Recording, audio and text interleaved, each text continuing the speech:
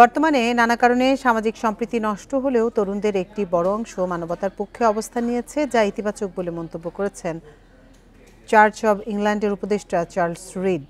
দুপুরে চট্টগ্রামের চকবাজারে দি hunger project বাংলাদেশের আয়োজনে সম্প্রীতি সংলাপে তিনি বলেন, বাংলাদেশে ধর্ম, বিশ্বাস এবং সম্প্রীতির এক দীর্ঘ ইতিহাস রয়েছে। এই সম্প্রীতি নতুন প্রজন্মের কাছে আরও দৃঢ় করতে কাজ করছেন তারা। ইতোমধ্যে দেশের ৮ জেলায় তরুণদের নিয়ে সামাজিক সম্প্রীতি সুরক্ষায় বিভিন্ন কার্যক্রম পরিচালনা করা হচ্ছে। বিভিন্ন রাজনীতিবিদ, ধর্মীয় নেতৃবৃন্দকে এই কার্যক্রমে অন্তর্ভুক্ত করা হয়েছে।